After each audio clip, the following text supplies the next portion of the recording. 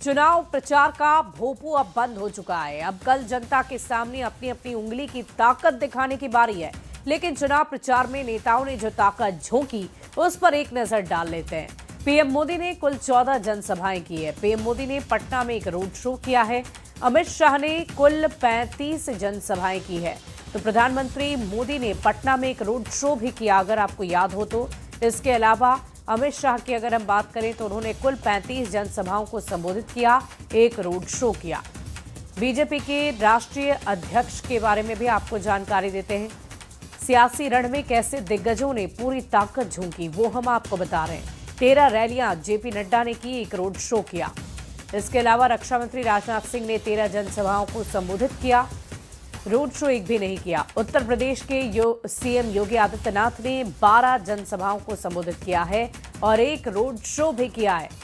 वहीं बिहार के मुखिया यानी कि बिहार के मुख्यमंत्री नीतीश कुमार ने भी बिहार में कुल 73 जनसभाएं की है। सीएम नीतीश ने सड़क मार्ग की 1000 किलोमीटर की यात्रा की है और साथ ही साथ 8 विधानसभा क्षेत्रों में सड़क मार्ग से संपर्क साधा, जनसंपर्क किया। विधानसभा चुनाव में एक व्यक्ति द्वारा सबसे ज्यादा जनसभाएं तेजस्वी यादव ने की है। तेजस्वी ने 189 जनसभाएं की। राहुल गांधी ने 20 जनसभाओं को संबोधित किया। तो विपक्ष के नेताओं की भी जानकारी आपको दे रहे हैं। तो राहुल गांधी एक तरफ जहां 20 तो तेजस्वी यादव ने 189 सबसे ज्यादा जनसभाएं। प्रियंका गांधी ने 18 जनसभाओं को संबोधित किया। और देखिए, सीएम नीतीश कुमार चुनाव प्रचार के आखिरी दिन तक डटे रहे। नीतीश बिना रुके बिना थके आखिरी दिन तक प्रचार प्रसार किया। सीएम ने 2025 के चुनाव प्रचार का अपना आखिरी शो गया के टेकारी में किया। इस रिपोर्ट को आप देखिए।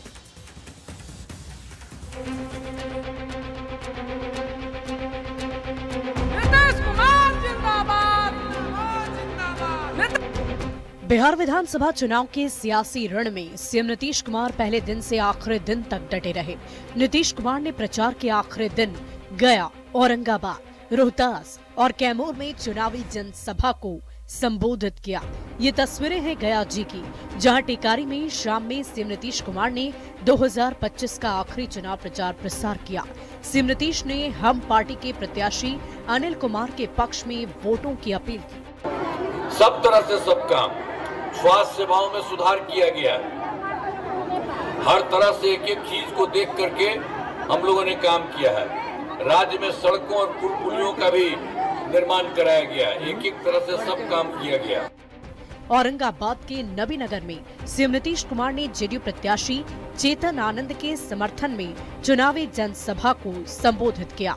यहाँ नीतीश कुमार ने आरजेडी पर निशाना साधते हुए कहा, उनकी सरकार में विकास का कहीं कोई काम नहीं हुआ, लेकिन काम करने का झूठा प्रचार करते फिर रहे हैं। वो सब कुछ काम करता था, ये भी जान लीजिए। 2005 से पूर्व बिहार ऐसी हालत में था कि लोग परेशान थे। पूरे राज्य में डर एवं भय का माहौल था।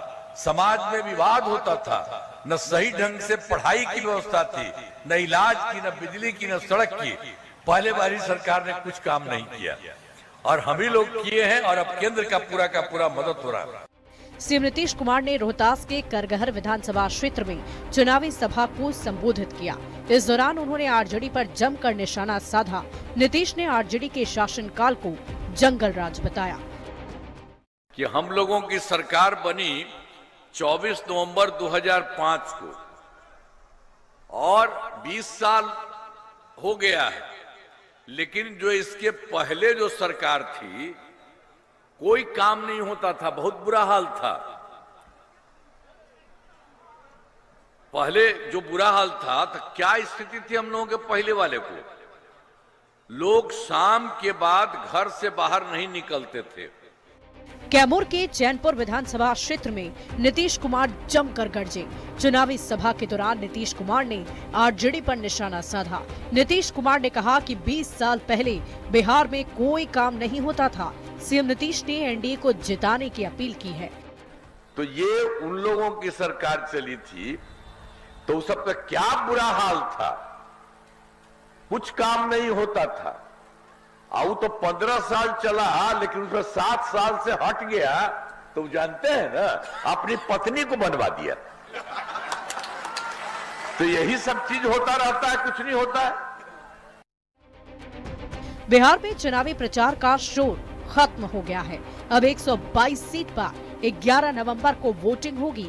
14 नवंबर को चुनावी नतीजे आएंगे। इस प्रचार अभियान में सीएम नीतीश ने बिना थके बिना रुके अपना सियासी पराक्रम दिखाया। सीएम नीतीश कुमार ने कुल 73 जनसभाएं की, सड़क मार्ग की 1000 किलोमीटर की यात्रा की।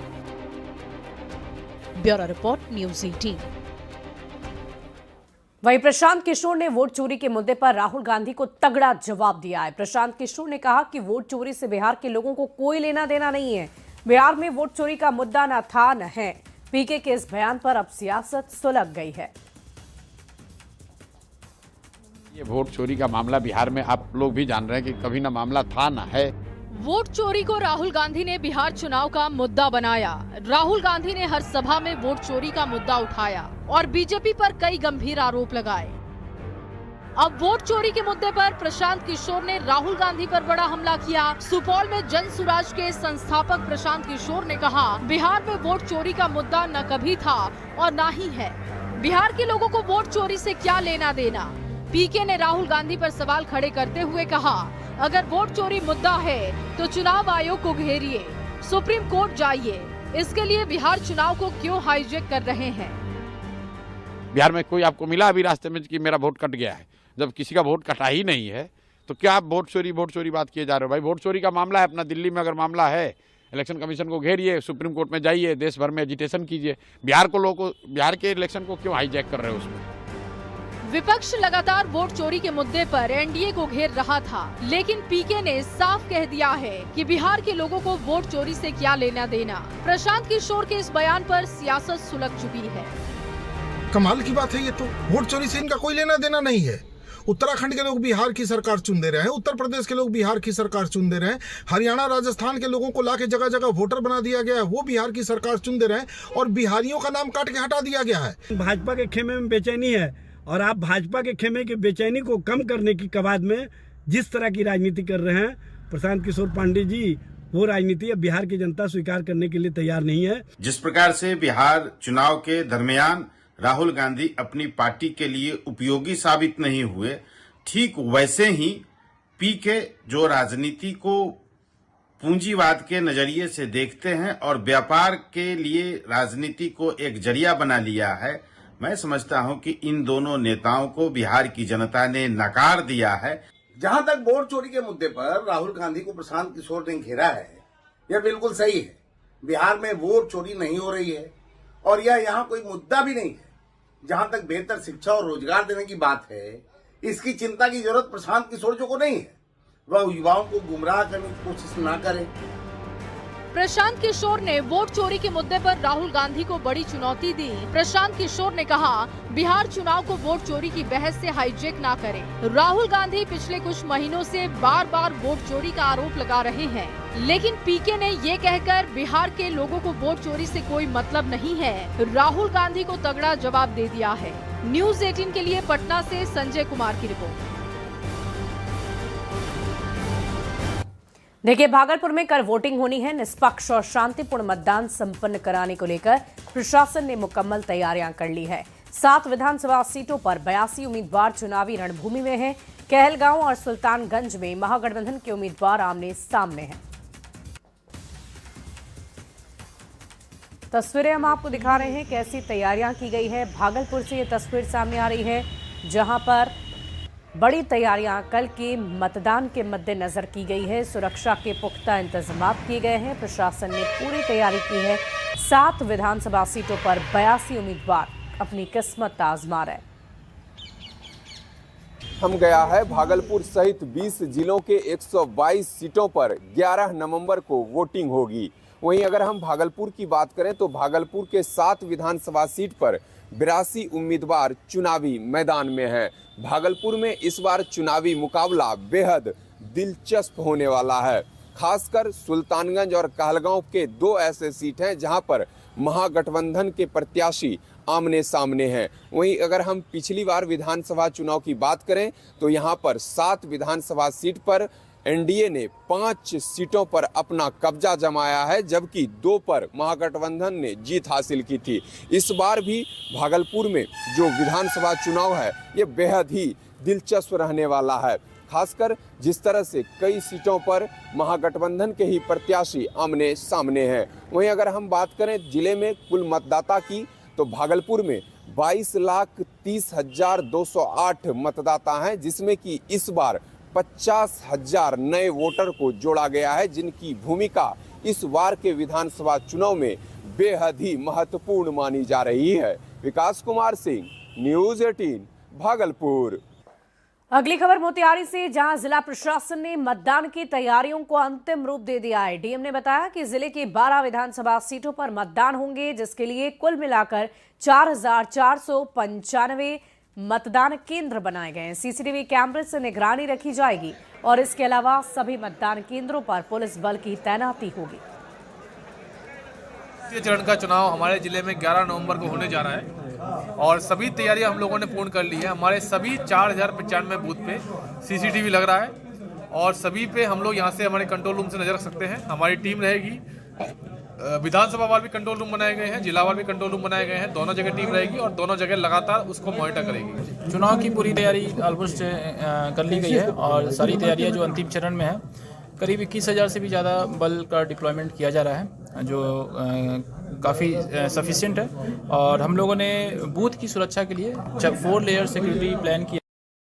सासाराम के रोहतासगढ़ पंचायत के चाकडीह गांव में 20 साल बाद फिर वोटिंग होगी। साल 2005 में नक्सली वारदात के बाद यहां पर मतदान बंद हो गया था, जिसके बाद ग्रामीण दूसरे गांव में वोट डालते रहे और इस बार गांव के विद्यालय में बूथ बनाया गया है। दुर्गम पहाड़ी क्षेत्र होने के बावजूद निर्वाचन आयोग की पहल से ग्रामीणों में गजब का उत्साह है। मैं अभी हूँ रोहतास जिला के कैमूर पहाड़ी पर स्थित रोहतासगढ़ पंचायत के चाकडी गांव में, और बता दें कि इस गांव में 20 सालों के बाद इस गांव में मतदान केंद्र बनाया गया है। बताया जाता है कि वर्ष 2005 के आसपास यहाँ एक बड़ी नक्सली वारदात हुई थी और उसके बाद से यहाँ पर बूथ जो है वो नहीं बना। लेकिन इस गांव में आप देख सकते हैं कि ये गांव है, इस गांव में बाद में जो है जो परिस्थितियां बदली और 20 साल के बाद यहाँ पर मतदान कराया जाएगा, जिसको लेकर यहाँ के लोगों में काफ़ी उत्साह है और लोगों को अब मुख्य धारा से जुड़ने का मौका मिलेगा। लगभग 20 सालों से जितने भी मतदान हुए वो लोग दूसरे जगह जाकर, दूसरे गांव में जाकर वोट डालते थे, लेकिन इस बार चाकडी गांव के लोग जो हैं अपने गांव में ही बनाए गए मतदान केंद्र पर वोट डालेंगे, जिसको लेकर यहाँ के लोगों में काफ़ी उत्साह है। अजीत कुमार, न्यूज़ 18, सासाराम।